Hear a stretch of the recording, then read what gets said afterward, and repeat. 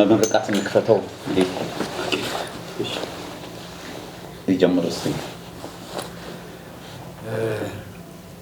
ይሄ የተቀደሰ የተባረከ ቀን ይሁን። አሜን። የተባረከ የተቀደሰ ቀን ይሁን። ለሀገራችን ሰላም፣ ጤንነት፣ ብልጽግና እንዲሆን አምላክ ከኢትዮጵያ ጎን ይሁን።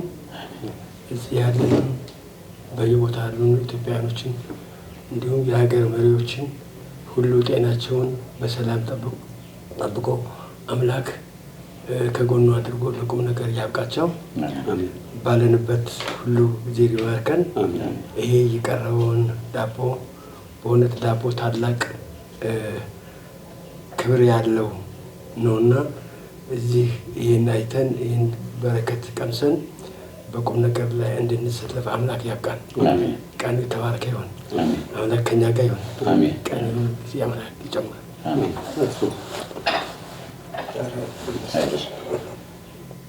ሀገራችን ሰላም ያድርጋት። ኢትዮጵያን ሰላም ያድርጋት። መሪዎቻችንም ይባርክልን፣ ሰራዊታችንም ይባርክልን፣ ህዝባችንም ይባርክልን፣ ሀገራችንም ይባርክልን። ኢትዮጵያ ሰላም ትሆንልን። ሰላም ለኢትዮጵያ ይሁን። የተባረከ ቀን ይሁን። የተባረከ ውይይት ያደርግልን።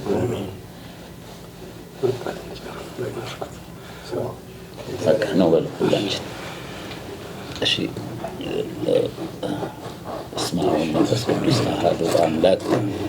በስመ አብ ወመንፈስ ቅዱስ አሐዱ አምላክ። በሉ አረፍ በሉ።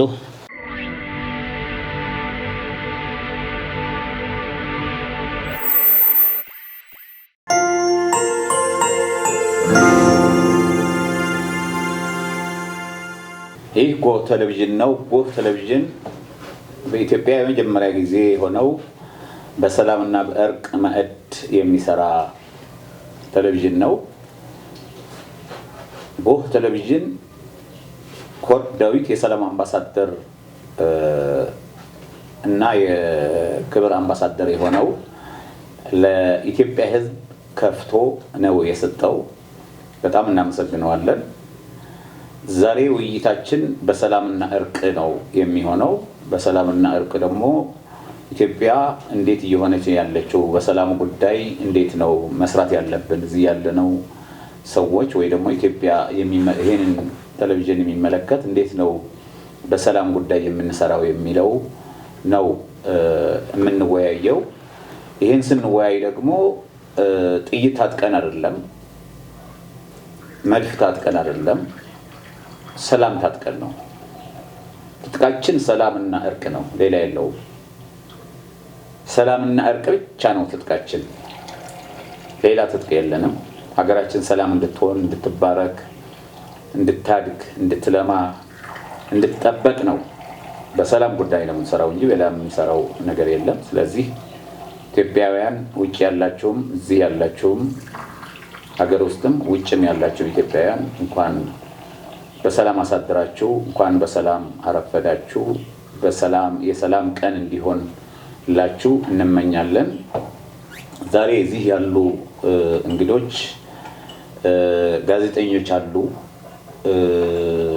ምሁራኖች አሉ፣ ዶክተሮች አሉ፣ ሻምበሎች፣ የድሮ ወታደሮች፣ የብሔራዊ ጦር አባል ሰራዊቶች አሉ። ሌሎችም ከውጭ ሀገርም የሚቀላቀሉን ሰዎች አሉ፣ ከውጭ የመጡ ከክልልም ደውለው የሚገናኙ አለ። ልክ እዚህ እንዳሉ ሆነው ደውለው የሚገናኙን ሰዎች አሉ። ስለ ኢትዮጵያ አንድነትና ክብር፣ ስለ ሰላምና እርቅ የሚለው ብቻ ነው ዛሬ የምንነጋገረው። ይህን ስንነጋገር ግን ስንወያይ ግን ህግ አለው። ጎህ ቴሌቪዥን የሰላምና እርቁ ማዕድ ህግ አለው። ህጉ ምንድነው? ሀገርን መስደብ፣ ማቋሸሽ፣ መሪዎችን ማቋሸሽ፣ መስደብ፣ ህዝብን ማሳደብ፣ ማቆሸሽ፣ መከላከያ ሰራዊታችንም ፌደራል ፖሊስም ጸጥታ ኃይላችንም ማንኛውም የሃይማኖት አባቶች፣ ጋዜጠኞች፣ ምሁራኖች፣ የሕክምና ባለሙያዎች ማንኛውም በምድር ያለው መሳደብ፣ ማንቋሸሽ በጣም የተከለከለ ነው። በእኛ ከመጀመሪያ ጀምሮ ወደ አመት ሊሞላን ነው። ማንቋሸሽ የተከለከለ ነው። ይሄን ሁላችን ማወቅ አለብን። በውጭም ያላችሁ በአገር ውስጥም ያላችሁ ተወያዮችም አዳማጮችም በዚህ ጉዳይ ማወቅ እንዳለብን ነው መጀመሪያ ማሳስበው። ከዚህ በመቀጠል ቡናችን እንጠጣና ቁም ነገር ተዘጋጅታለች መሰለኝ። ቡናችን እንጠጣና ከዛ በኋላ ወደ ውይይታችን እንገባለን ማለት ነው።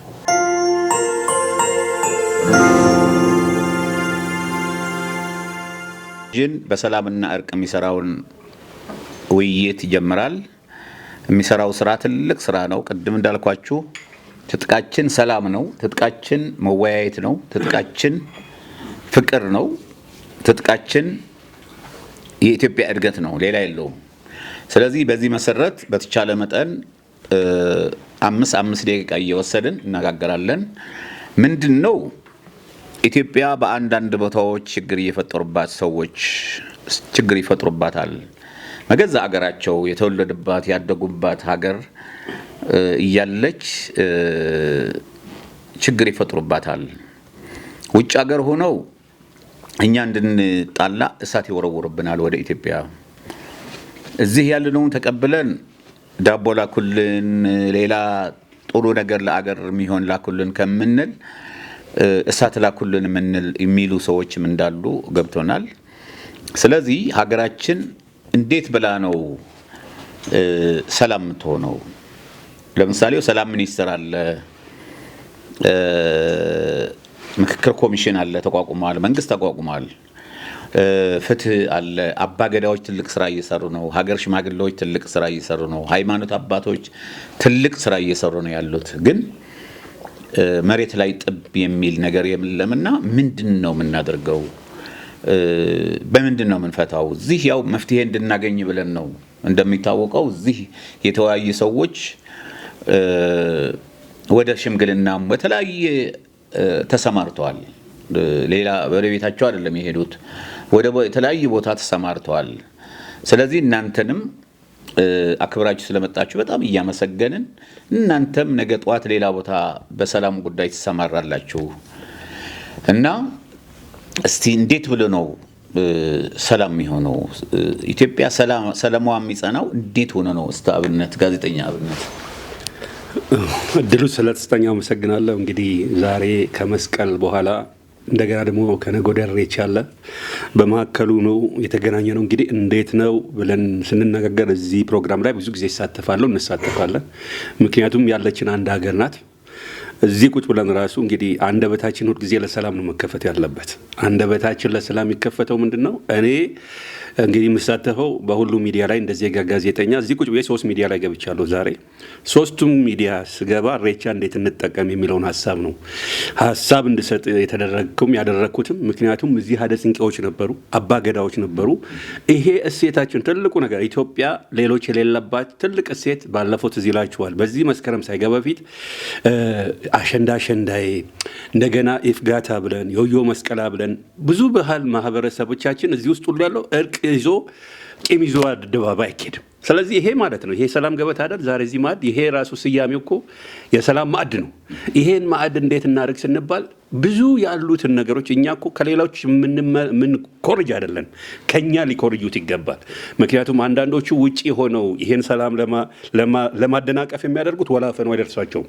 እዚሁ ኖሮ ልጆቻቸው ካናዳና ኖርዌይ ናቸው ጫካም የገቡት በአብዛኛው እናውቃለን። ስለዚህ እዚህ ያለው ማህበረሰብ ደግሞ ሁሉን ነገር የአደባባይ ባህል ለማክበር ሰላም ያስፈልጋል። እዚህ መጥቼ ከእናንተ ጋር ለመወያየት ሰላም ይፈልጋል። ሰላምን ለማምጣት ግን ምን መደረግ አለበት? ሲጀመር ሁልጊዜ ራሳችን ከቤት ነው ሰላም የሚጀምረው።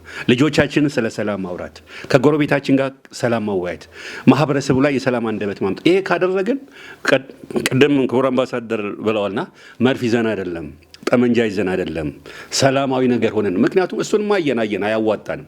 እኔ እንደ ወታደር ሆኖ እንዳለፈው ላይ የጦርነት ቆንጆና የሰላም አስቀያሚ የለውም ይባላል። ሰላም ከምንም በላይ ለምንድን ነው የሚያስፈልገን ሲባል አንድ ጊዜ በኦሮሚያ እዚህ የኦሮምኛ ቋንቋ የምታውቁት ሰዎች የምታውቁት አባባል አለ። ለሰላሟ ሲባል ለምጣዷ ሲባል አይጧ ትለፍ ኤሌ ምጣድ ናት፣ ራምቱ አይጥ ናት። ለምጣዷ ሲባል ምጣዷ ኢትዮጵያ ናት፣ አይጧ ጉስቁልናዋ ነው። ስለዚህ ምን ማድረግ አለብን? የምክክር ኮሚሽን አለን ብለናል፣ ሰላም ሚኒስቴር ማቋቁመናል ብለናል። እዚህ ላይ የኔ አስተዋጽኦ የአብነት አስተዋጽኦ ምንድን ራሴን ነው ሁልጊዜ ወደ ሌላው ጣት ከመቀሰር በስተቀር የኔ አስተዋጽኦ ምንድን ነው እያልኩ ሁልጊዜ በሚዲያውን በምንም የምዘክረው ሀሳብ ስለ ሰላም ከሰላም ጋር ደግሞ ውይይት ባለበት ላይ መሳተፍ። ምክንያቱም ሰላም ውስጥ አትራፊነት ነው ያለው። የሰላም ውይይት ላይ እዚህ መሳተፋችን ተርፋማ ነው ያለን። ግጭት ላይ ኪሳራና እልቂት ነው ያለው። ስለዚህ እቺን ድባብ እቺን ደሴት ይሄ ማዕድ ለኢትዮጵያም ለአፍሪካም ለትልቅ እርሾዎች ሆኖ ሁላችንም የሚቀጥለው 2018 እላለሁ የሰላም ህዳሴያችን እንደገና ወደፊታችን ባህር በራችን ሌሎችም ጭምራል። እኛ አንድ ከሆን እኛ በሰላም ከመጣን ብዙ ነገሮች ተስፋ ስላለን ይሄን ተስፋችን እግዚአብሔር ከኛ ጋር ሆኖ እኛም የሰላም አስተዋጽኦ እያበረከትን ሁልጊዜ ለሰላም መትጋት አለብን። ሰላም ከራስ ይጀምራል። ሰላም ከራስ መጥቶ ለሌላው ይተርፋል። አመሰግናለሁ።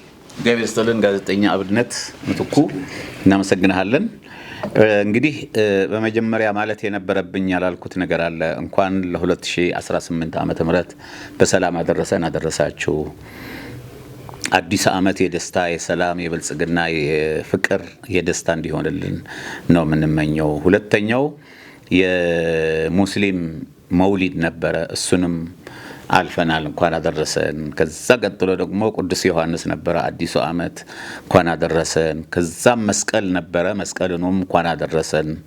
አሁን ደግሞ ከነገ ወዲያ የሚከበረው እረቻ በዓል አለ። እረቻውንም የኛ ነው፣ ኢትዮጵያ ነው፣ የማንም አይደለም፣ የኢትዮጵያ ነው። የግለሰቦች የክልል ምናምን አይደለም፣ የኢትዮጵያ ነው።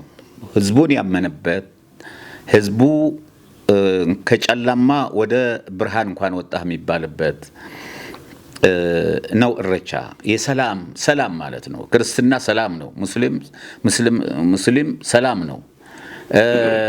እረቻም ሰላም ነው ያውጀውና እንኳን አደረሳችሁ ለእረቻም። እረቻም ተከባብረን እንድናሳልፈው ሁላችን የሚመጡ እንግዶቻችንም ከውጭም ከአገር ውስጥም ከተለያዩ ክልሎች የሚመጡ እንግዶች ተቀብለን የምናስተናግድበት መሆን ያለበትና ሻምበል ወደ እርሶ ልመጣ ነው። ሻምበል የደረሱት ዝም ብለው አይደለም። ብዙ መስዋዕትነት ከፍለው ብዙ ወጥተው ወርደው ደም አፍስሰው ላብ አፍስሰው ብዙ ነገር አድርገው ነውና ወደ ሻምበልነት የደረሱት። ኢትዮጵያ ደግሞ በአሁኑ ሰዓት በእናንተ ደም ወደ እድገት ደርሳለች። ህዳሴ ግድባችን ተመርቋል፣ ተመስገን ነው። ምግብ ራሳችን ችለናል፣ ተመስገን ነው። የብርኬስ አባል ሆነናል፣ ተመስገን ነው። ኢትዮጵያ ሁሉም ነገር ራሷ እየቻለች ነው። የራሱ ይሄ ኮሪደር ራሱ ትልቅ ሀብታችን ነው። ፍርስርስ ላይ የነበረች ቢያሳ በአሁኑ ሰዓት ሌላም ከተማችን እንደ አዲስ ተሰርቶ ከዚህ የጀመረው እስከ ሞያሌ ጫፍ እስከ ሶማሌ ጫፍ እስከ ኤርትራ ጫፍ እስከ ሱዳን ጫፍ እስከ ጅቡቲ ጫፍ ድረስ እድገት ነው ያለው፣ ምቾት ነው ያለው። አንዳንድ ቦታዎች ችግሮች ቢኖሩም መንገጫገጮች ቢኖሩም ጥሩ እየሄደች ነው ያለችው። ይሄን ጥሩ እየሄደ ያለው ልማታችን እድገታችን ደግሞ አንዳንድ ቅድም እንዳልኩት የሆኑ ችግር የሚፈጥሩ ሰዎች አሉና እንዴት ነው የሚመክሯቸው? ለነዚህ ሀገራችንስ እንዴት ነው ሰላሟ መጽናት ያለበት የሚል ሐሳብ አለኝ።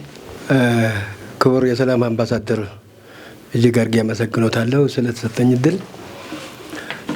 በእውነት ስለ ሰላም ስንናገር ሰላም በራሱ ትልቅ ዋጋ ያለው፣ ትልቅ ክብር ያለው፣ ትልቅ የሃይማኖት ተቋም ያለው፣ ትልቅ የእውቀት ስብስብ፣ ትልቅ የአዛውንቶች ስብስብ፣ ትልቅ የወጣቶች ስብስብ ነው ሰላም።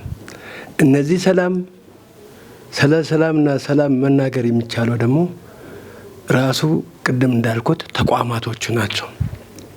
እነዚያ ተቋማት እነማን ናቸው ስንል ሰዎች ናቸው። ተቋማትን የሚመሰረቱ ሰዎች ናቸው። ያለ ሰዎች ተቋማት አይኖሩም። በዚህ የተነሳ የኢትዮጵያ ሰላም ከትላንት ወዲያ፣ ትላንት፣ ዛሬ ብለን ስናነሳ እያንዳንዳቸው የየራሳቸው ትርጉም አላቸው። ከትላንት ወዲያ ምን ነበር? ከ1983 በፊት ማለት ነው። ትላንት ምን ነበር? ከ1983 በኋላ ማለት ነው። ዛሬስ ከ2010 በኋላ ማለት ነው። ቀጣዩስ ሶስተኛ ደረጃ የትኛው ማለት ነው? እነዚህ የራሳቸው ሰላም አላቸው፣ የራሳቸው ግባት አላቸው፣ የራሳቸው ትርጉም አላቸው፣ የራሳቸው መፍትሄ ፈላጊዎች ናቸው። እያንዳንዱ ትላልቅ ታሪኮች አሉ፣ እንደምናውቃቸው ትላልቅ ታሪኮች አላቸው። ዛሬ የደረስንበት ሁኔታ ስታይ ሰላም ለምንድን ነው የራቃት? ሀገሪቷ ለምንድን ነው ሰላም የራቃት? ህዝቡ ለምንድን ነው ሰላም ይናፈቀው? ህዝቡ ለምን ሰላም ናፈቀው ብለን ስንል ሰላምን ፈላጊዎች መብዛት አለብን። ያንን ሰላም የማይፈልጉ ሰዎች በመካከል ላይ ጣልቃ ቢገቡም ሰላምን ግን መናገር የሚያስፈልጉ ሰዎች መኖር አለባቸው። እነማን ናቸው? ቅድም እንዳልኩት ተቋማት አሉን ብያለሁ። የሃይማኖት ተቋማት አሉን፣ መሪዎች አሉ ብለናል። በአግባቡ የተቀመጡ በተወካዮች ምክር ቤት ከፖለቲካ ድርጅት ውጭ የሆነ የሰላም ሚኒስቴር አለን። ከፖለቲካ ውጭ ነው። እንደ ተቋም ያንን ተቋም በአንድ ወቅት ብዙዎቹ የፖለቲካ እጅ ያለበት ብለው ሲቃወሙ ነበር። እጃቸውን ከተው አግባብ አይደለም ብለው ሲሉ ነበር። ነገር ግን በዛ ውስጥ ያሉ ሰዎች እጅግ በጣም ጠንካሮችና አሿሿማቸውም ትክክለኛ ስለሆነ ስለ ሰላም ብቻ ነው አምባሳደርነታቸውን የሚያንጸባርቁት። በሁሉም አቅጣጫ አይቻለሁ። በሰሜን ጫፍ ላይ አይቻለሁ፣ በምስራቅ ጫፍ ላይ አይቻለሁኝ፣ በደቡብ ላይ ጫፍ ላይ አይቻለሁ። ስለ ሰላም ነው የሚናገሩት። ስለ ሰላም ባይናገሩ እኮ እኛም ሰላም የምንናገር ሰዎች ሰላምን ልንናገር አንመጣም ነበር ማለት የመጣ ነው። ሰላምን መናገር እንዲችል ያደረጉ ሰዎች ተፈጥሯል። በተደጋጋሚ በተለይ ያን ተቋም አደንቀዋለሁ። በጣም አደንቅበት ምክንያቶች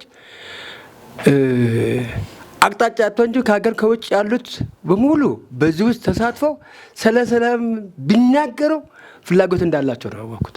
በአካልም አይቻቸዋለሁ። በጣም ጠንካሮች ናቸው። በእውነት ጠንካሮች ናቸው። ውስጡ ፖለቲካ ጫፉ እንዲነካቸው አይፈልጉም። ስለዚህ እንዴት ነው ከነሱ ጋር ሆነን እንዴት ነው የኛ አስተዋጽኦ ምንድን ነው? እስቲ ዛሬ በዚህ በመድረክ ላይ የምንናገረው አስተዋጽኦአችን ምንድን ነው? ስለ ሰላም ፈላጊዎች መልእክቱን ማስተላለፍ ነው የኛ ጉዳይ። የኛ ጉዳይ ለሰላም ፈላጊዎች እባካችሁ ሰላም የማትፈልጉ ሰዎች ካላችሁ ተው ለማለት ነው። ሰላም ልንናገር ነውና እናንተም ሰላም ተናገሩት። ቋንቋችሁ ሰላም ይሁን ነው። ሃይማኖታችሁ ሰላም ይሁን ነው የምንለው። አካሄዳችሁ ሰላም ይሁን ነው። አለባበሳችሁ የሰላም ይሁን ነው። አለባበስ ራሱ መግለጫ ነው። ተቃውሞ መግለጫዎች አለባበሶች እንዳይኖሩ እንፈልጋለን። ከወቅቱ ከሰላም ጋር የሚሄድ ሰላምን ማስፈን የሚችል ተቋም እንዲኖር በእውነት ይሄ የጎህ ድርጅት ሁልጊዜ ስለ ሰላም ሲያወራ በጣም ደስ ይለኛል። ስለ ሰላም ላይ ተደጋጋሚ ነገሮች እንዲነገሩ፣ ተደጋጋሚ ነገር እንዲወሱ ከተለያየ አቅጣጫ ተቋማትን ትላልቅ ሰዎች ናምቶ በዚህ መድረክ ላይ በጎህ መድረክ ስንናገር እኔ ውስጤ አሁንም ደግሜ እናገራ በጣም ደስ የሚል እኛ ጫፍ ላይ ያለውን እናውቃለን እያለሁ በቀን ቅርብ የሆነ መረጃ አለን። ያ ሰላምን የማይፈልጉ ሰዎች ለምንድን ነው እዛ አካባቢ ያለውን ሰላም ነዋሪውን ሰላም ያሳጡት? በእውነት ሰላም ማሳጣት የለባቸውም። በቃ ህዝብ ሰላም ነው የሚፈልገው፣ ፍቅር ነው የሚፈልገው፣ ለቅሶ አይፈልግም። እናቱ እንድትሞትበት ካሁን በኋላ ጦርነትን እኮ አይፈልግም። ህዝብ ጦርነትን አይፈልግም። በግልጽ ደግሜ ነው፣ ህዝብ ጦርነትን አይፈልግም። ጥቂት ሰዎች ናቸው ጦርነት ይናፈቃቸው ጦርነት የሚፈልጉት። እናንተንም ተዉ እባካችሁ።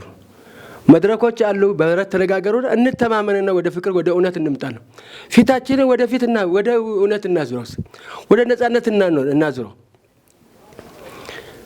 በሃይማኖት መከፋፈል፣ በቋንቋ መከፋፈል፣ በመንደር መከፋፈል በቁመት እንደመከፋፈል ይቆጠራል። መልካችን ኢትዮጵያ አይደለም እንዴ? መልካችን አነጋገራችን ኢትዮጵያዊ ማለት አለበት። መልካችን፣ አነጋገራችን፣ አረማመዳችን፣ ጨዋነታቸውን የትላንት ወደ የአባቶችን ተረት ታሪክ መናገር መቻል አለብን። በእውነት ምን እናድርግ? ቀደም ላልኩት እባክዎት ክቡር አምባሳደር፣ እባካችሁ ሌሎች አዳማጮች ክቡር አምባሳደር እዚህ ሰብስበው በሚያናግሩ ጊዜ ሁልጊዜ በጣም ደስ የሚለኝ አሁንም ደግሜ ደስታ እና ውስጤን የሚነኩ ነገሮች አሉን። ተቋማትን አትሳደቡ ነው። ሃይማኖቶችን አትናገሩ ነው። በክፉ አቅጣጫ ነው። በክፉ አቅጣጫ ሃይማኖትን አትናገሩ፣ አትንቀፉ። ሃይማኖት የራሱ አካሄድ አለው ነው። ፖለቲካ የራሱ አካሄድ አለው ነው። ፖለቲከኞች የራሳቸው ቋንቋ ቢኖራቸውም እነሱንም አትስደቡ ነው። እነሱንም አትቃወሙ ነው። ቋንቋ አላቸው የራሳቸው። ፖለቲካ የራሱ ቋንቋ አለው፣ የራሱ ትርጉም አለው። ፖለቲካ ግቡ እኮ ሰላም ነው። በግልጽ እንናገር፣ የፖለቲካ ግቡ ሰላም ነው፣ ብልጽግና ማምጣት ነው፣ እውቀትን ማምጣት ነው፣ ትምህርትን ማውጣት ነው፣ ሰላም ማምጣት ነው። እንጣላ የሚል ፖለቲካ እኮ የለም። ግቡ እኮ እንጣላ፣ እንጋደል፣ ጥይት እናንሳ የሚል ስልጣን ፈላጊዎች እንጂ ሰላም ፈላጊ ፖለቲከኞች ከሰላም ውጪ ቢናገሩ ነገር የለም። መንገዱ ሁሉ በሰላም ስለሆነ በሰላም እንዲወስደን ለማድረግ ሁላችንም ጫፍ ከጫፍ ያለን የማንም ሀገር አይደለችም፣ የሁላችንም ሀገር ናት። ሃይማኖቱ የሁላችንም ሃይማኖት ነው። ሁሉም ሃይማኖት የጋራ ሃይማኖት ነው። በጋራ የሚያኖረን እግዚአብሔርን እኮ የሚያመልከው ሙስሊም እኮ አላህ ይላል አይደለም? ኦርቶዶክሱ እግዚአብሔር ይላል አይደለም? ሌላው ስለ የኢየሱስ ክርስቶስን ታሪክ መልካም ነገር አይደለም ይናገር። ሴጣንን እኮ አይናገር። ሴጣን ባንበል ልክ አይደለም፣ ልክ ሴጣን እዚህ ከገባ ልክ አይደለም ነው የሚል። ሁሉም ሃይማኖት ሰላም ነው። እናንተ የሃይማኖት አባቶቻችን አሉ። የሃይማኖት አባቶቻችን መልካም ነገር ሲላክ መልካም ነገር ሲነገር ከጎናችን እንዳሉ ይታወቃል። ሰላምን ነው የሚዘምሩት፣ ሰላምን ነው የሚናገሩት። ሚዲያዎች ሰላም ተናገሩ፣ ወንድሞቻችን ናቸው። እዚህ ደግሞ ያለው ጎን በጣም ማደንቀው ለዚህ ነው። ስለ ሰላም ተናነ ስንገባ ሰላም እኔ ትራንስፖርት ውስጥ ገባ ማላውቃቸውን ሰዎች ሁልጊዜ እንዴት ዋላችሁ፣ ጠዋት ከሆነ ደህና ዋላችሁ እላለሁ። እኔ ባለሁበት በሚሄድ ጊዜ እንደዛ ያልኩት አስለምጃቸው ሰዎች እኛ ሰውዬ መጣ ሰላም የሚሉት ነው። ሰላም ዋላችሁ፣ እንዴት ዋላችሁ። እዚህ ቤት ስንገባ ባህላችን ነውና እንዴት ዋላችሁ፣ ደህና ዋላችሁ፣ ወንድሜ ደህና ዋልክ፣ እንዴት ነህ። ልቡ ይራራል እንጂ መጥፎ ነገር ያስባል እንዴ? ሰላም መነሻም እነዚህም የሰላም መነሻ መንገዳችን ቅድም እንዳልኩት አካሄዳችን በሙሉ ሰላምን እንናገር እና ከጎን አለን። ከመንግስት ጋር አለን፣ ከህዝብ ጋር አለን፣ ከሃይማኖት ተቋም ጋር አለን፣ ከሰላም ከሚናገሩ ፖለቲካ ድርጅቶች ጋር አብረን አለን፣ ከሰላም አምባሳደር ጋር አለን፣ ከሀገር መሪዎች ጋር አለን። ፍቅርን ይስጠን፣ ሰላምን ይስጠን። ሁላችሁም በሰላም መንገድ ላይ ይህን የምትሰሙ የምታዩ እንደዚህ ሳያችሁ የምታዩኝ ሰላም ስላለ ነው።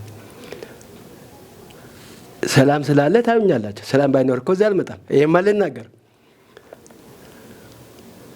ሰላም ባለበት ሁሉ ትዳር በሰላም ነው፣ ትምህርት በሰላም ነው፣ መንገድ በሰላም ነው፣ መብላት በሰላም ነው፣ መጠጣት በሰላም ነው። እምቢ ካለ እኮ ስርቅ ይለኛል። ካልኩኝ ሰላም የለም ማለት ውስጤ ሰላም ስለሌለ ህቅ ይለኛል። ሕክምና ተቋማት እኮ የሚሰጡት አገልግሎት እንደ አንድ አካል፣ እንደ አባት፣ እንደ እናት፣ እንደ ወንድም ነው። ትልቅ ስፍራ ነው የሕክምና ተቋማት የሚሰጡት። እነሱ ቋንቋ ለይተው ነው፣ ዘርን ለይተው ነው አይደሉም። ቋንቋ ለይተው የሚሰጥ ተቋም የለም በሕክምና ደረጃ ላይ። ሁሉንም አሳትፎ፣ ሁሉንም ጠግኖ፣ ሁሉንም አይቶ፣ ሁሉንም አስተምሮ አቅርቦ የሚሰጥ ለምን እንደከም ትልቅ አውቶቡስ ወደ ክፍለ ሀገር ስትሄዱ ቁመት ያጠይቃል እንዴ? ቋንቋ ያጠይቃል እንዴ? እስቲ እኔ አሁን በዚህ በኩል እኔ ወደ ደቡብ ልሂድ ልበል፣ እኔ አውቶቡስ ውስጥ ልግባ ልበል፣ ወይም እዚህ አዲስ አበባ ውስጥ ህዝብ አውቶቡስ ልግባ ይበል፣ እኔ መልኬን ለውጦ ግባ ውጣ የሚለኛል እንዴ? ሰላም ስላለ ግን ሁላችንም በዛ በትራንስፖርት ውስጥ በጋራ ነው የምንሄደው። ሰላም ፈላጊ እዛ አለ ማለት ነው። እስቲ ተመልከቱ። ሰላምን የምትፈልጉ ትራንስፖርትም ውስጥም ታገኛላችሁ። ሰዎች አብረውና ያሉት ሰዎች አብረው ስላሉ ሰላም ታገኛላችሁና በእውነት ሰላም ሁሉም ቦታ አለ። ሃይማኖት ተቋማት እንሂድ ባናምን እስቲ ኦርቶዶክስ ቤተክርስቲያን ሄዱ። ቁመት ይለያል። አንተ ቋንቋ ኦሮምኛ ነውና ትግባ ይላል። አንተ ትግርኛ ተናጋሪ ስለሆንክ ጸሎት አታድርግ ይላል አይልም። ልክ እንደዛ አይነት ተቋም እንዲኖረን እንፈልጋለን።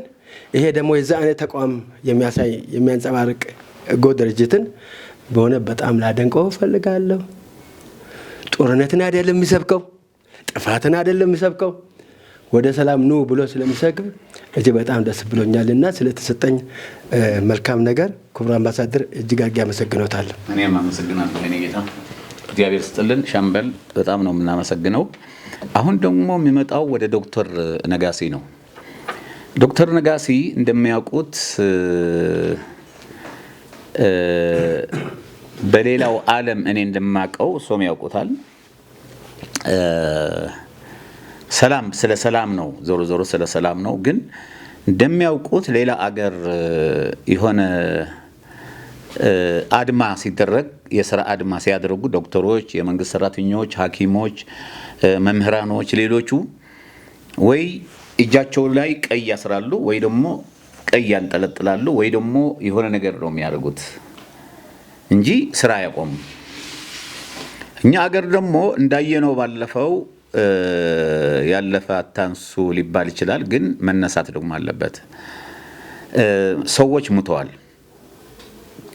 የት ነው የሞቱት? ሐኪም አጥተው ወደ ሰልፍ ወጥተው ሐኪሞቹ ሰልፍ ወደ ውጭ አድማ አድርገው የሚያክማቸው አጥተው ሰዎች ሙተዋል አውቃለሁኝ። ሌላ አገር ደግሞ እንዳልኳችሁ ወይ ቀይ ያስራሉ ወይ ጥቁር ያስራሉ ወይ የሆነንም መግለጫ ነው የሚያደርጉት እንጂ እንደዚህ አያደርጉም። በምንም አይነት ሰው ታሞ እያለ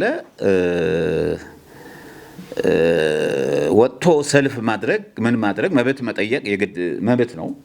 መብትህ መጠየቅ የሚያስፈልገው ነገር መጠየቅ መብትህ ነው።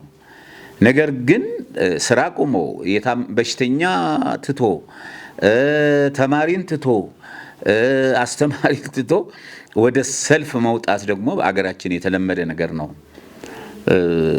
አንዳንድ ቦታዎች ነበሩ። ባለፈው የአዲስ አበባ ታክሲዎች ፕሬዝዳንት መጥተው ነበረ እና መጥተው እነሱ አቁመው እኛንም እንትን ይሉናል፣ እኛንም አቁሙ ይሉናል፣ ወረቀት ይበትኑልናል፣ እኛ ደግሞ ቀደን እንጥለዋለን ነው የሚሉት።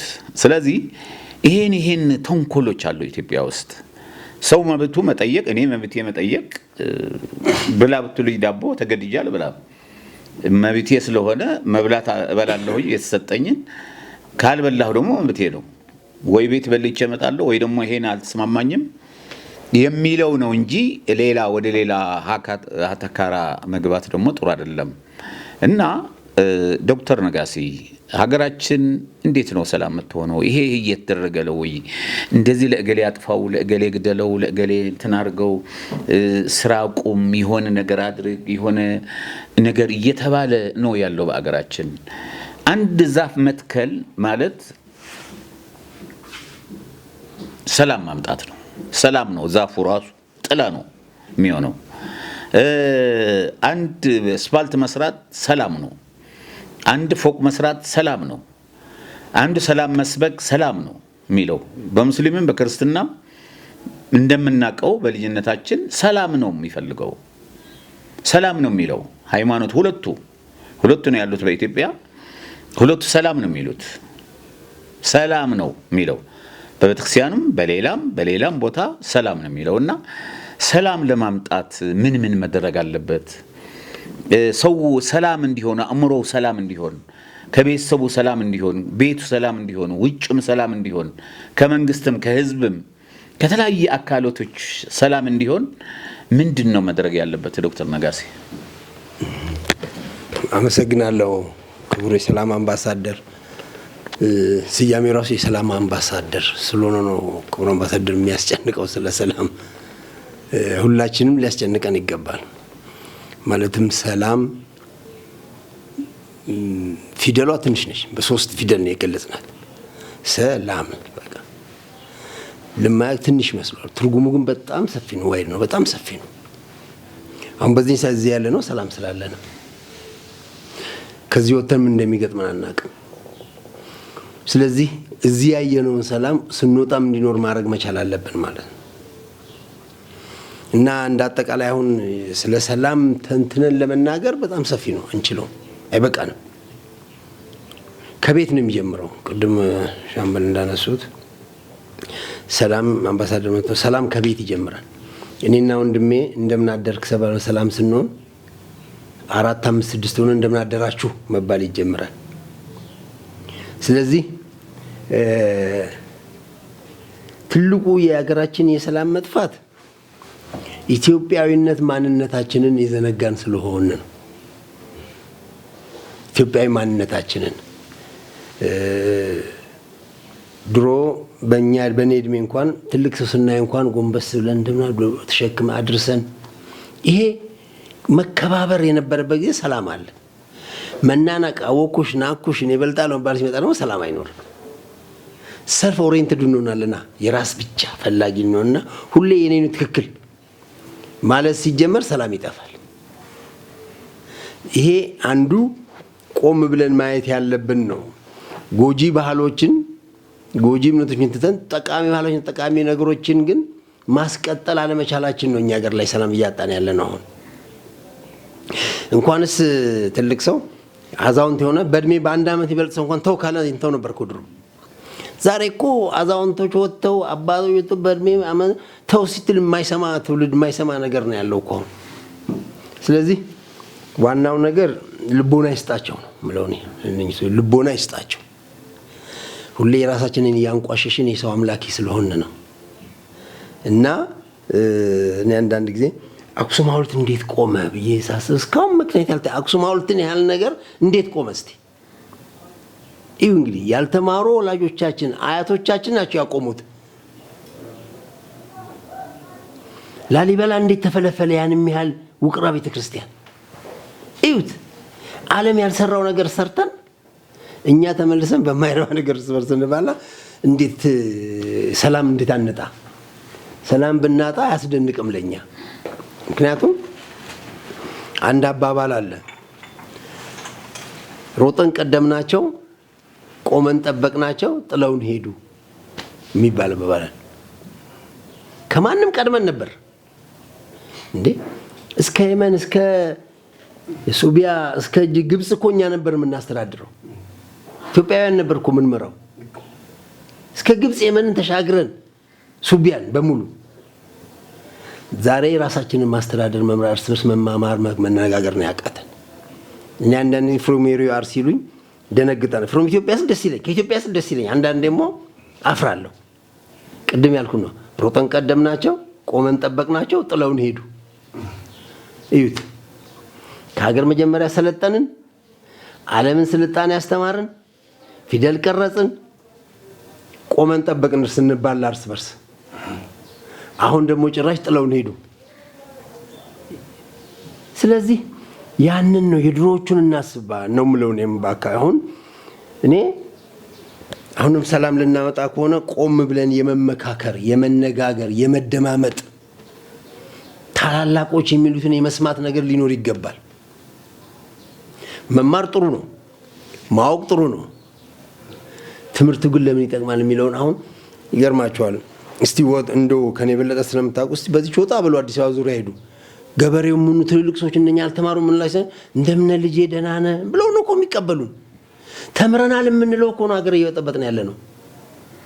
ተምረናል አውቀናል የምንለው አገርን በጠን ለምን ብለን ለራሳችን ምቾት፣ ለራሳችን ጥቅም። ኢትዮጵያ ውስጥ 136 ነው የደረሱት ፓርቲዎች። 136 ኢትዮጵያ ውስጥ ያለ ፓርቲ 136 ደርሷል። 136 መሪ ሊሆን ይችላል እንዴ? እንደነ አሜሪካ እንደነ ሩሲያ ትልልቅ እንደነ ጀርመን ምንላቸው 2-3 ፓርቲ ነው ያላቸው እኮ። በቃ ህዝብ ሊያሳትፍ ህዝብ ሊመራ ሁሌ አንድ አይነት እንዲሆን እንዲቀያየር። ስለዚህ እኛ ሰልፍ ኦሪየንትድ መሆን እንውጣ። መጀመሪያ ከኔ ጀምሮ ራስ ወዳድ መሆናችንን እንተው። ራስ ወዳድ መሆናችንን ስንተው ነው ሰላም ወደ ሀገራችን የሚመጣው። ሁሌ ራስ ወዳድን ከሆነ ግን ሰላም አይመጣም። ሰጥቶ በመቀበል ነው ሰላም የሚመጣው። ሰላም እኮ ወንድሜን አሁን እዚህ ያለ ብድግ ብዬ ስነሳለት እና የበለጠ ይቆምልኛል ስላሳየሁት። አልበለዚያ ግን እንዲህ ብዬ ካየሁት እንዲህ ብሎ ያየኛል። እጄን ከሰነዘርኩ የበለጠ ይሰነዝርብኛል። ይሄ መለመድ አለበት። ሰጥቶ መቀበል ነው ሰላም። ሰላም አንድ ወገን የሚሰጥ አሁን በእንደ ሀገራችን ስናይ መንግስት ብቻ የሚሰጥ ይመስለናል። ሰላም መንግስት ብቻ አይሰጥም። ያኛውም ወገን ለሰላም መምጣት አለበት። ከመንግስት ምን ይፈልጋል? መንግስትና ህዝብ እስከዛ ሰው ምን ይፈልጋል? ይሄን ማወቅ ያስፈልጋል። መንግስት እንዲህ አላረገም፣ መንግስት እንዲህ አልሆነም፣ መንግስት እንዲህ አላረገም። ጆን ኤፍ ኬኔዲ ያሉትን ማስታወስ ነው። ዋት ዊ ሴድ ዊ አሜሪካንስ ዱ ፎር አሜሪካ። እኛ አሜሪካኖች ለአሜሪካ ምን አደረገን እንበል። አሜሪካ ምን አደረገችልኝ? እኛ ጋር አሁን የሆነው ኢትዮጵያ ምን አደረገችልኝ ሳይሆን እቺ ሀገር ምን ታርግ? እቺ ሀገር ሳንሰራላት ድሮ ያስቀምጡትን እኮ ምን በላው ዛሬ እኮ አልሰራንም። ስለዚህ እኛ መጀመሪያ ራስ ወዳድነታችን ትተን ሀገርን ማስቀደም፣ ህዝብን ማስቀደም፣ ወገንን ያን ጊዜ ሰላም ይመጣል።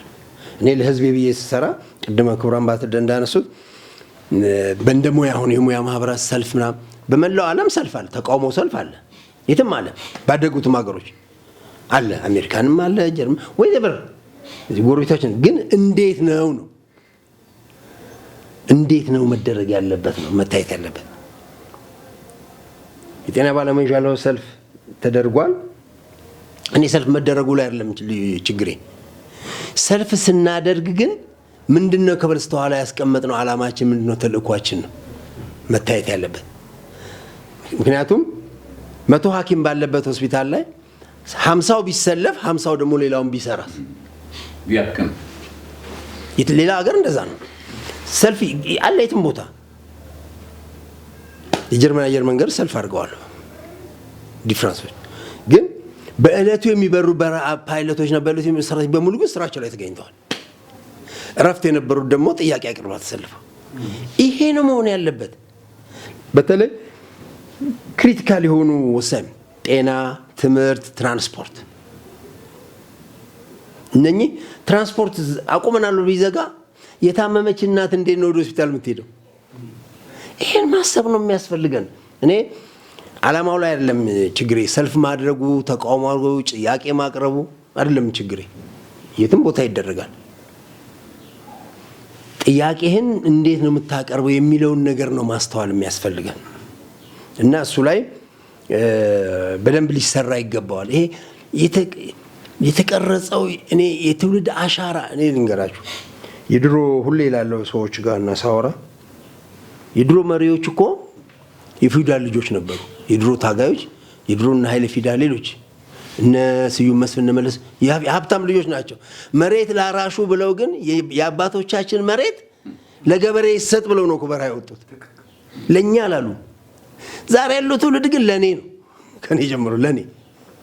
ይሄ ቆም ብለን ማሰብ አለብን።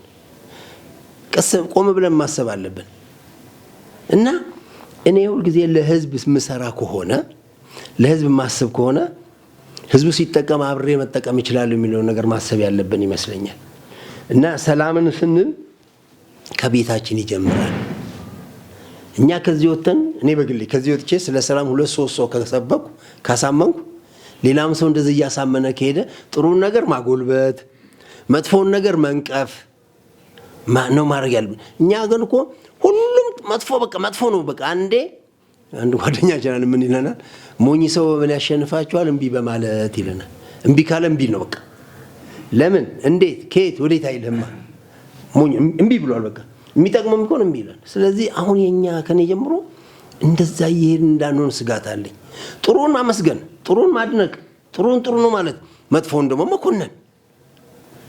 ያን ስታረግ ደግሞ ሁሉ እየተማረ እየነቃ እየተናለ የሚጠየቀውን ያውቃል፣ የማይጠየቀውን ያውቃል። ይሄን ለመፍጠር ደግሞ የኛ ሚና ነው ወሳኝ። እኛ ተምረናል ምን ሰው መቀየር አለብን።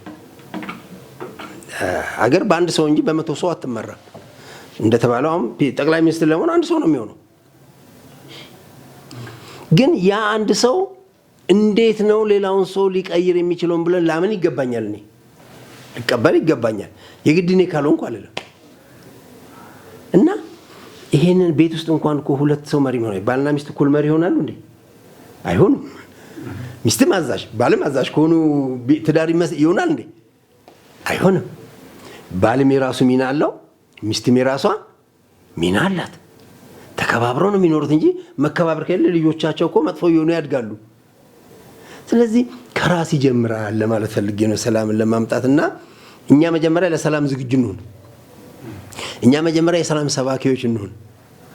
ሰላም ለሀገራችን ለህዝባችን እንደሚያስፈልግ ደግሞ ማመን መቻል አለብን። ከዚች ወተን ምን እንደሚገጥመን አናውቅም። ሰላም ከሌለ እኮ አሁን መንገድ ላይ ያያችሁም የመኖች ስደተኞች ተሰደው የሚያማምሩ ህፃናት እዩት፣ የሰላም አስከፊነት። ይሄን ሁሉ አቋርጠው እዚህ መጥተው ሲለምኑ እንዴ እኔ በሀገሬ ሰላም ስላለ ነው እኮ ተመስገን አምላኬ ነው እያልኩ ያለሁት። ይሄ ከሌለንም እኮ እንደነሱ ልሰደድ ነው ወይ ጅቡቲ ልገባ ነው ወይ ኬንያ ልሰደድ ነው። ይሄ እንዳይመጣ መስራት አለብን። አሁን ቀላል ይመስለናል። አሁን እንደ ልብ ስለመጣው በቃ የመንግስት ችግር ነው የመንግስት ስራ ነው መንግስት ያርገው ብቻ ምንል ይመስለናል። ሲመጣ ግን እያንዳንዳችን ነው የሚጎዳንና ቀድመን ሰላምን የመስበክ ሰላም ላይ የመስራት ስራ ልንሰራ ይገባናል። ሁሉም ቆም ብሎ ሊያስብ ይገባል። እቺ ሀገር ስለሌለች ነው የምንጮኸው። እቺ ሀገር ስላለች ነው እንደፈለገ የምንሆነው። ሀገር ከሌለ የለም። ሀገር ከሌለ የለም። የፈለገ ቢደላ የፈለገ የተወሰነ ውጭ ሀገሮችን ለማየት ሞክር ያለው ነው በትምህርት ስራ አጋጣሚ በጣም የተሻለ ኑሮ ያላቸው ኢትዮጵያንም የውጭ ሀገር ቢሆኑም እንደ ሀገር አይሆንላቸውም። ማን እንደ ሀገር ተብሎ የተፈነም ለዛ ነው። ሁሉም ነገር ሰው ሲሞቱ ለምንድን ነው በሀገራችን እንዲቀበሩ ይመጡት? ምንም ቢሆን ለቅሶም የሚያምረው በሀገር ነው እንኳንስ ኑሮ። ስለዚህ ሀገራችንን እግዚአብሔር ይጠብቅልን፣ ሰላሟን ያጽናልን። እኔ እያንዳንዳችን እንዲሁ ይቅርታ ለሌላ ለሰላም ብለን ወጥተን ብንጮህ ጥሩ ነው። ዋካችሁ ሰላም ወሳኝ ሰላም። እኔ አሁን ከመሪዎች ጋር ከጠቅላይ ሚኒስትሮች ጋር ከፕሬዝዳንት አላያይዘውም ሰላምን በግሌ። እኔ ሰላምን ማያዝ ከራሴ ኑሮ ጋር ነው። ወጥቼ ስገባበት ራሱ ወጥቼ ገብቼ የምኖርበት ሰርቼ ልጆቼን ማሳደግበት የምኖርበት ራሱ አሁን ሰላም በመሆኑ ስለሆነ እኔም ሰላም ዘም መሆን አለብኝ የሚል ነገር ነው ያለኝ በግሌና ሁሉም ሰው ሰላምን ከሌላ እንዲያመጣለት ባይጠብቅ ለሰላም ራሱ ዘውቆ እንዲሰራ ማለት ነው። ሰላም ግን ከባድ ነች ለማለት ነው። እድል ካገኘው በኋላ መለስበታለሁ። ለተሰጠኝ እድል አመሰግናለሁ። እሺ ዶክተር ነጋሲ በጣም ነው የምናመሰግነው። እንዲያውም ያነሱት ነገር ምንድነው ስለ ጎረቤት አገሮች አንስተዋል። ማለት እነ ሊቢያ ለዜጎቻቸው ደሞዝ የሚከፍሉ የነበሩ ለተወለደው ልጅ ደሞዝ የሚከፍሉ የነበሩ አሁን ባዶ የሆኑ የፈረሱ ሀገር እነ ኢራቅ፣ እነ ሶሪያ፣ እነ የመን፣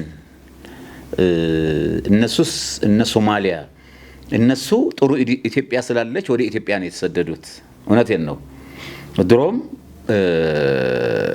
አረቦች በሙሉ ወደ ጦርነት ሲነሳባቸው ወደ ኢትዮጵያ ሄዱ ነው የተባሉት። ኢትዮጵያ ሰላም አገር የሰላም ንጉስ አላት። ወደ ትግራይ ወደ ውቅሮ ሄዱ አይደለም የተባሉት፣ ወደ ኢትዮጵያ ሄዱ እና ሰላም ታገኛላችሁ ነው የተባሉት። አሁንም እነዚህ የፈረሱ አገሮች ወደኛ ነው የመጡ ያሉት። እውነቴን ነው። እኔ ያሳዝኑኛል። ቅድም ዶክተር ነጋስ እንዳለው ያሳዝኑኛል። አዝናለሁኝ። እኔም እንደ ሰው በጣም ይሰማኛል። ከአቅሜ በላይ የሆነ እንጂ ቢሸፍንላቸው ጥሩ ነበረ፣ ግን አስቸጋሪ ነው። እነዚህ ደግሞ በሙሉ የኢትዮጵያ ጠላት የነበሩ ናቸው እኮ ከሚገርማቸው ኢትዮጵያን የሚተነኩስ የነበሩ ናቸው። እነዚህ እንኳን ደረሰባቸው ማለታችን አይደለም። እነዚህ ግን ኢትዮጵያ የሚተነኩስ የነበሩ ሀገሮች ናቸው። ሶማሊያ እኮ ኢትዮጵያ ውስጥ ከ500,000 በላይ ስደተኛ አላት። አሁን ኢትዮጵያ ውስጥ ስደተኛ ከሚገርማቸው እርስ በራሳቸው ጦርነት ስላለባቸው። ሱዳንም ደቡብ ሱዳንም እንደዚህ ያላት። ኤርትራም ከአዲስ አበባ ብቻ ከ260 በላይ ሺህ ከ260 ሺህ በላይ እዚህ አዲስ አበባ ስደተኞች በየካብ ደግሞ ሌሎች አሉ ማለት ነው። ስለዚህ ኢትዮጵያ የሆነ ነገር ቢደርስባትስ የት ነው የምንሄደው? ሶማሌ ምን አቅም አላት እኛን እንትን የምታረገው? የመንስ ምን አላት? ኢትዮጵያ ማን ነው ኤርትራስ ምን አላት? ደቡብ ሱዳንስ ምንድን ያላት? ኬንያ እንኳን ትሻላለች እንጂ ወዴት ነው የምንሰደደው? ቅድም ዶክተር ነጋስ ስላነሳው ነው። ወዴት ነው የምንሰደደው? ግን ኢትዮጵያ የተባረከች የተቀደሰች አገር እንደሆነ መጠን አንድ ክልል ቢፈናቀል እንኳን ወደ አንድ ክልል ይሄዳል። ከሚገርማችሁ ህዝብ እንዲያውም እያጣላቸው ፖለቲከኞች እያጣሏቸው። አሁን ለምሳሌ አንድ ነገር እንገራችሁ። ከትግራይ የተፈናቀሉ አማራ ውስጥ አሉ። ከአማራ የተፈናቀሉ ትግራይ ውስጥ አሉ። ፖለቲከኞች ግን እሳትና ጭድ ናቸው። በጣም ከሚገርማችሁና እዛ ጎረቤት ነው የምንሄደው እንጂ ወደ ውጭ ሀገር ማን? ምክንያቱም የሚረባ ጎረቤት የለንም። ኢትዮጵያ ለማፍረስ ደግሞ የማያደርጉት የለም። እነዚህ የፈረሱ አገሮች ናቸው። ግብፅን የቀረችን አሁን ግብፅና ኤርትራ ነው የቀረችን ያልፈረሰች። እግዚአብሔር አንድ ቀን ደግሞ ይወርድና ያፈርሳቸዋል እነዚህ አገሮች። ለምን? የኢትዮጵያ ጸሮች ናቸው። ስለዚህ ማሰብም ያለብን በሰላም ጉዳይ ሁሉ ጊዜ የምንወያየው እኛ የሆነ ችግር እንኳን አይደርስብንም። ኢትዮጵያውያን የተባረከች አገር ስለሆነች ቢደርስብን የት ነው የምንሄደው? ጅቡቲ 20,000 ሰው ቢገባ ትሞላለች። ሶማሌ ጭራሽ አያስገቡንም። ኤርትራ ጭራሽም አያስገቡንም፣ ቦታም የላትም። 60-70 ቢገባ ሰው ትሞላለች። ደቡብ ሱዳንም እንደዚህ የተሻለችው ኬንያ አካባቢ ነች። እዛ ደግሞ ኢትዮጵያ ያደርሰንም መፈናቀልም መፍረስም አይደርስብንም እንጂ ሌሎች እኮ በአንድ ወር በሁለት ወር እኮ ነው የፈረሱት። እነ ሊቢያ፣ እነ ኢራቅ፣ እነ ሌሎች የተመሳሰሉ አገሮች። እኛ ከድሮ ጀምሮ ጦርነት አለ። ገንዘብ እየላኩ እርስ በራሳችን እያባሉን ነው ያሉት። ነገር ግን እኛ በምንም አይነት እዚህ ያለነው ቅድም እንደተባለው እኮ ብሔር ሰዎች ነው ያለነው። ብዙ ቋንቋ መናገር ነው ያለነው አይደል? እዚህ ሁላችን። ነገር ግን እየተወያየን ነው ስለ ሰላም። ስለ አንድ ክልል አይደለም እየተናገርኩ ያለው። ስለ አንድ ክልሉ አይደለም ዶክተር እየተናገረ ሻምበል እየተናገረ ያለው፣ ጋዜጠኛ አብነት እየተናገረ ያለው፣ ሌሎችም እየተናገር ነው ያለነው ስለ አገራችን ሰላም ነው እያልን ያለነው። ስለ እንጂ የክልሌ ምናምን የሚለው ነገር አካባቢ አይደለም እየተናገርን ያለው። ስለዚህ ሁላችን ዶክተር ነጋስ እንዳለው ስለ ሰላም ማሰብ ነው ያለብን። ስለ ኢትዮጵያ ሰላም ነው ማሰብ ያለብን። ስለ ልጆቻችን እንዴት ይደጉ ነው። ጠመንጃ ከሚይዙ እስክርቢቶና ደብተር ይዘው ወደ ትምህርት ቤት ይሄዱ ነው። ሽማግሌዎች፣ አረጋዊቶች ይታከሙ ነው። ነጋዴው ይነግድ ነው በሰላም። ከተፈለገም እኮ በአንድ እጃችን ነጭ ባንዲራ በአንድ እጃችን እርግቢት ይዘን እኮ መሄድ ይቻላል። ግጭቶች መቆም ይቻላል። ግን የሚያደርጉት ይሄን ነገር ትንሽ ናቸው። ቀደም እንደተባለው ሚዲያዎች ስለ ሰላም የሚሰሩ ወደ አሸበር ልመጣ ነው። ጋዜጠኛ ነህና ለምሳሌው አብዛኞቹ ጋዜጠኞች አንተ ብዙ አመት ሰርተሃል። የኛ ቴሌቪዥን ስራ አስኪያጅ ሆነ ሰርተሃል። የሃርሞኒ ስራ አስኪያጅ ሆነ ሰርተሃል። የሌሎችም ብዙ ሚዲያዎች ስራ አስኪያጅ ሆነ ሰርተሃል። እና ስታየው አንተ ወደ ሰላም የሚያስብ ጋዜጠኛ የለም። ሁሉም ማለታችን አይደለም። ደህና የሆኑ ስለ አገራቸው የሚያስቡ ስለ አገራቸው የሚቆረቆሩ ጋዜጠኞች እንዳሉ ሁሉ ከውጪ ጀምሮ ሀገራችን እንድትፈርስ፣ ሀገራችን ችግር እንዲደርስባት፣ ሀገራችን እርስ በራሳችን እንድንባላ የሚያደርጉ ብዙ ጋዜጠኞች አሉ። ይቅርታ አድርጉልኝና ብዙ ሚዲያዎች አሉ። ሀገራችን ደግሞ አትፈርስም። የእግዚአብሔር የፈጣሪ ሀገር ነች። በምንም አይነት ምንም አትሆንም። ምንም ከድሮ ጀምሯታል። ጣሊያን መጥተው ከአቅማችን በላይ ይዘው መጥተው አልሆነላቸውም። ሌሎችም መጥተው እነ ግብፅ 16 ጊዜ ነው የመጣው። ግብፅ ታስታውሳለህ? ዶክተር ነጋሲ ሲያስተምረን አንዱ ስለ ህዳሴ ግድብ 16 ጊዜ ነው ያጠና ውጭ ሀገር የነበረው ነው የመጡት። እሱም በምጽዋ ነው የመጡት። በሶማሌና በምጽዋ አድርገው ነበር የሚመጡት እና አልሆነላቸውም። አሁንም የሚመጡ አይሆነላቸውም። ስለዚህ ይሄ ጋዜጠኛ ሚና ምን ነው? ስለ ሰላም መስበክ አይደለም ወይ? በተለይ አሁን ኢትዮጵያውያን አይደሉም ወይ? ውጭ ሀገር ያሉትም እዚህ ያሉትም ኢትዮጵያን ለምን ተገደበ ህዳሴ ግድባችን፣ ለምን ወደብ ተጠየቀ ብለው የሚያማቸው አሉ። ስለዚህ ምንድነው የምትላቸው እነዚህ ጋዜጠኞች? አመሰግናለሁ አምባሳደር ድል ስለሰጠኝ እንዲሁም ደግሞ እናንተን ከመሰለ በተለይ ደግሞ በሰላም ጉዳይ ላይ ከሚመክሩ ጋር አብሬ በመገኘቴ ደስ ብሎኛል።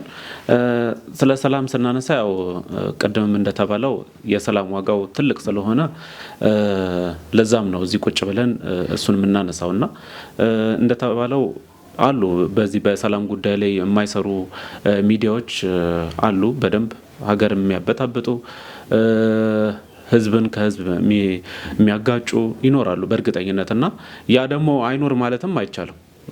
ምክንያቱም ያለነው በዚህ ዓለም ላይ እንግዲህ ሁሉም ነገር ትክክል የሚሆንበት ምድር ላይ ስላልሆነን ማለት ነው። ስለዚህ ምናልባት እነዚህን ማስተማር መንግስትም እንደ መንግስት የራሱን የቤት ስራ መስራት ህዝቡም ደግሞ የራሱን የቤት ስራ መስራት ያለበት ይመስለኛልና እኔ ባየሁት ልምድም ወይም ደግሞ ከማየው ሶሻል ሚዲያ ላይም ከምናያቸው ክፍተቶች አሉ ብዙ ክፍተቶች አሉ።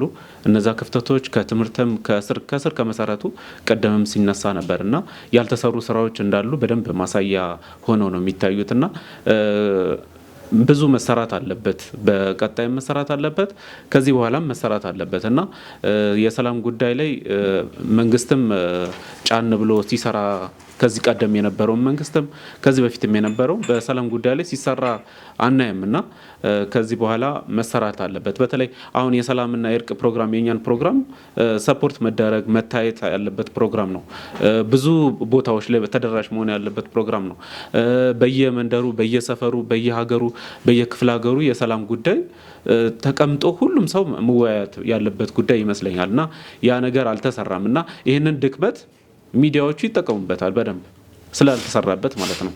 በየመንደሩ በየአካባቢው የሰላም ፕሮግራም የለም ስለ ሰላም የሚሰበክበት ሚዲያ የለም። ስለዚህ ይሄንን እድል ውጭ ያሉ ወይም ደግሞ ጠላቶቻችን ቀደም እንደተባለው ግብጽም ሊሆን ይችላል የኛን ሰላም የማይፈልጉ ሊኖሩ ይችላሉና ይሄንን አጋጣሚ ይጠቀሙበታል። ይሄንን ክፍተት ደግሞ ለመጠቀም ብዙ ባንዳ የሚሆኑ ከዚህ በፊትም ባንዳ የነበሩ አሉ። አሁንም ይሄንን አጋጣሚ ተጠቅመው ሰላም እንዳይመጣ የሚያደርጉ ሚዲያዎች ይኖራሉ። በዚህ ላይ ግን መንግስትም ህብረተሰቡም ጫን ያለ ስራ መሰራት አለበት ብዬ አምናለሁ።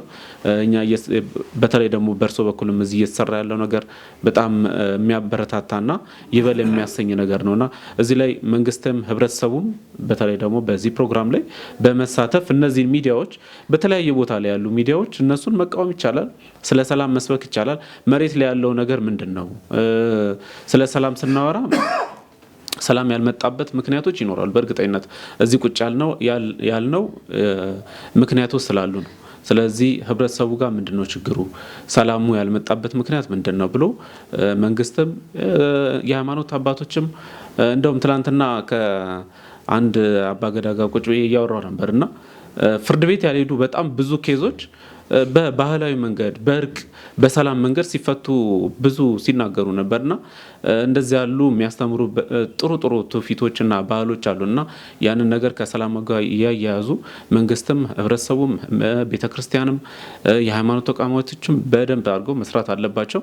እነዚህ ውጭ ያሉ የሚባሉትም ጥቂት ናቸው የተወሰኑ ናቸውና ያንን እድል መክፈት የለብንም የሚል እሳቤ ነው ያለን።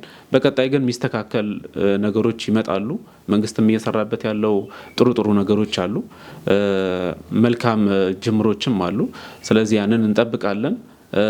ስለሆኑ ጎረቤቶቻችንም በአካባቢያችን ያሉ ሶማሌም ይሁን ጅቡቲም ይሁን የነሱ ሰላም ሲኖር የኛም ሰላም ይኖራልና በተሻለ መጠን የሰላማችንን እየሰበከን ስለ ሰላም እያወራን ነገር ግን የሰላምን ምክንያቷን ግን ነቅሶ እያወጡ እዛ ላይ መንግስትም ህብረተሰቡም መስራት አለበት የሚል አቋም ነው ያለኝ። እንዲሁም ደግሞ የምናያቸውም ፍሬ ለሰላሙ መደፍረስም ፍሬ ነገሮች ምንድናቸው ብሎ ተቀምጦ ማውራቱ ላይ እንደው የተወሰነ ሀሳብም ካለ ለምንድነው እስከዛሬ ድረስ ሰላም እንዳይመጣ ሰላም እንዳይሆን እየተሰራ ያለው የሚለው ሀሳቦችን ብናነሳ ደስ ይለኛል። ምክንያቱም ወደ መፍትሄው እንሄዳለን እና